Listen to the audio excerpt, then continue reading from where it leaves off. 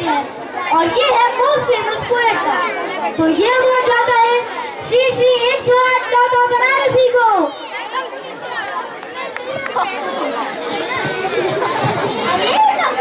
बताइए कैसे हैं आप?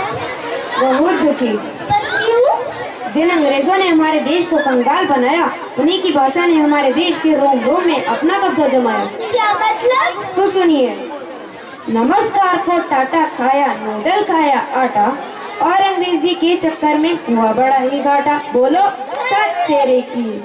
माता जी को मम्मी खा गई, पिता को खाया डैड, दादाजी को ग्रैंडपा खा गए, सोचो कितना सैड। बोलो तक तेरे की। गुरुकुल को स्कूल कहा गया, गुरु को खाया चेला, सरस्वती जी की प्रतिमा पर उल्लू मारे ढेला। बोलो तक तेरे की। रसगुल्ले को केक खा गया, दूध पी गया अंडा, दातून को टूथपेस्ट खा गया, छाछ पी गया ठंडा। बोलो तक तेरे की। बातचीत को चाट खा गया, चिट्ठी पत्री नेट, उत्तुक को ताश खा गया, गुल्ली को खाया बैट। बोलो तक तेरे की। परंपरा को कल्चर खाया, हिंदी को अंग्रेजी, दूध दही को छोड़ पीकर चाय बने हम लेजी। बोलो तक तेरे की। धन तेरी की सर जी,